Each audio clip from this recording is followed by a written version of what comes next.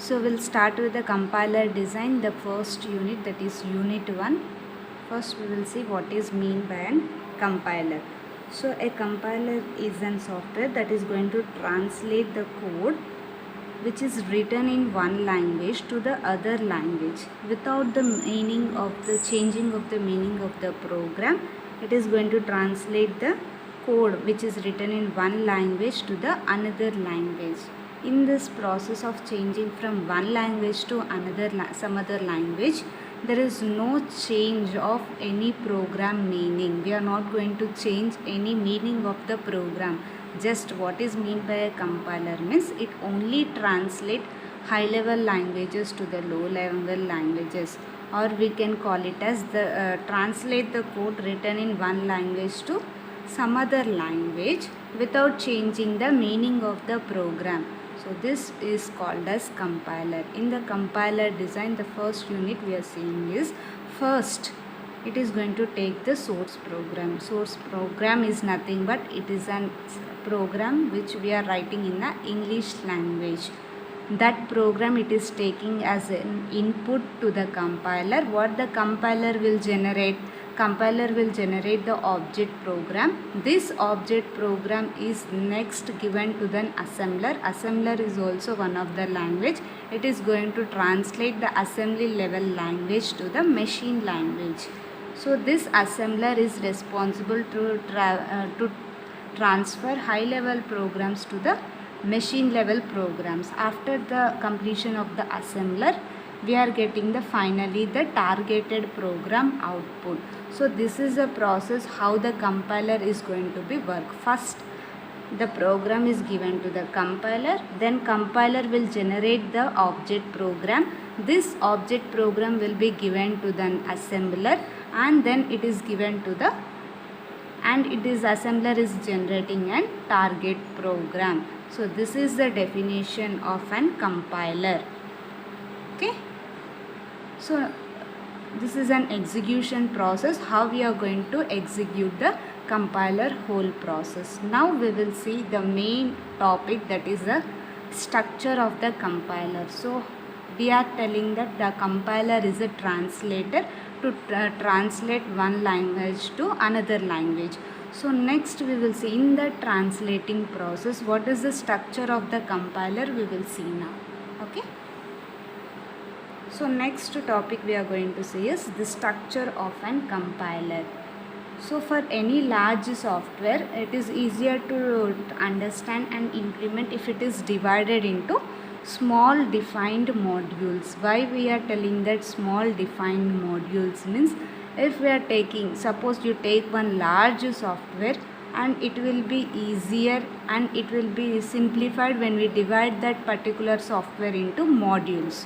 So same process we are going to see in the software also. While we are generating any program, if you want to perform the testing, so complete program we cannot write the testing, we cannot perform the testing process. So what we will do, we will divide the program into small modules, and we will test the complete software by using the small modules. In the similar way, for the structure of the compiler also, it will be easier if we divide them into modules. So what is mean by the structure of compiler means, we are dividing the software into modules. Okay, so once again I will tell what is mean by the structure of compiler means, any large software, it is easier to understand and implement if it is divided into small well defined modules. So that's the reason we are implementing this structure of an compiler. So structure of compiler, in this structure of compiler we are going to divide them, or we are going to divide the compiler into different steps. So we will see what are the steps that we are going to divide in the compiler. So see here, these are the 6 steps. These are the 6 steps where we are going to write the structure of an program. I'll explain you one by one. So first see here, first one is an source program. See here, from the source program, this is an input.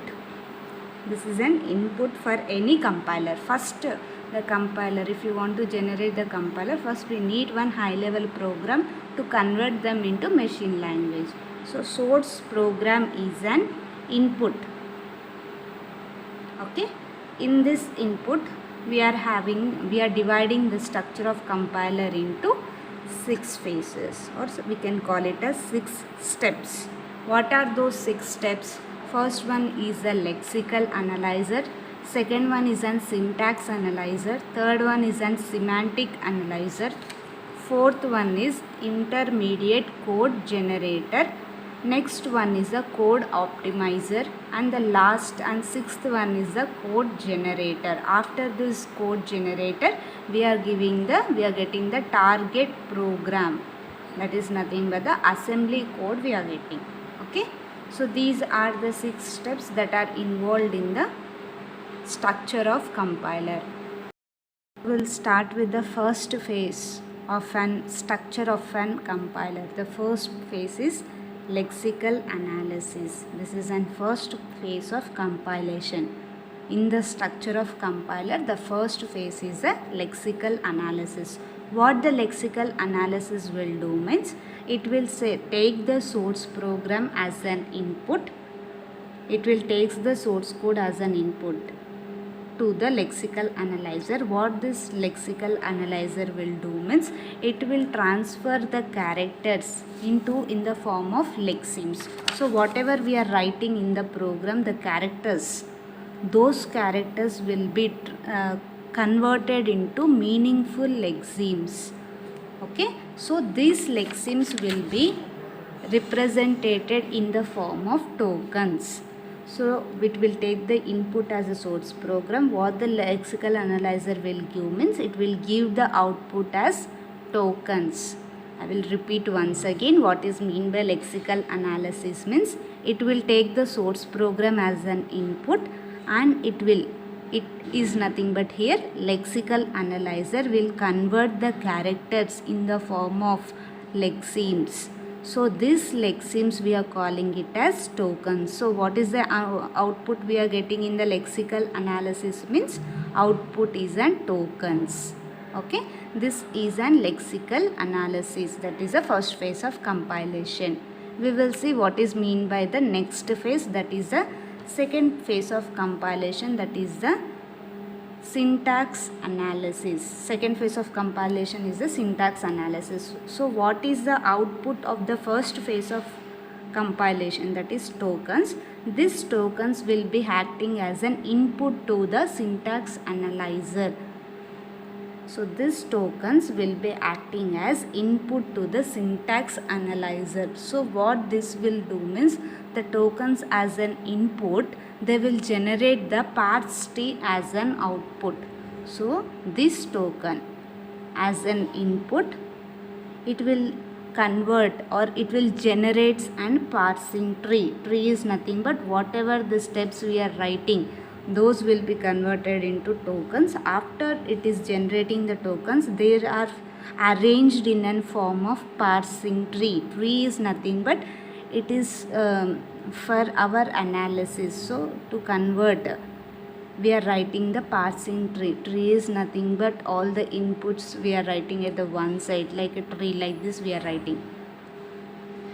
Okay, I think you all know that what is mean by parsing tree. In this format we are going to write the parse tree. What the syntax analysis will do, it will take the input as an tokens from the last phase, that is previous phase, and it will generate a parse tree as an output.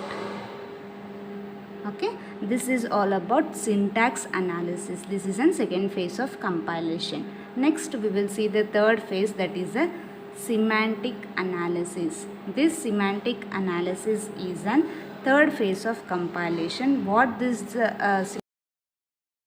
we will see the fourth type of compilation, that is an intermediate code generation. This is a fourth phase of compilation. So last for this last one, semantic analysis, we got the output as annotated tree syntax, we got as an output. So taking that output, what the intermediate code generator will do means the compiler generates the source code into an intermediate code.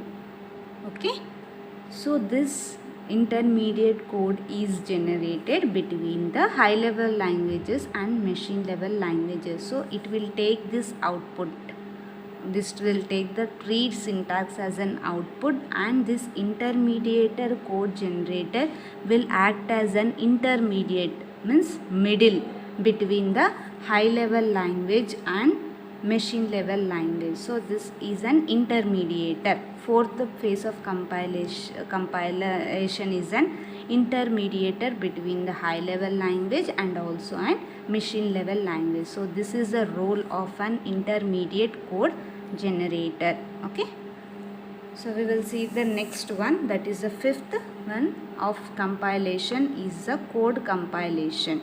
So what is the role of the code compilation means this is an optional phase. We can use this phase or we can also skip this phase. This is an optional phase. Okay, so it is used to improve the intermediate code so that the output of the program could run faster and take the less space.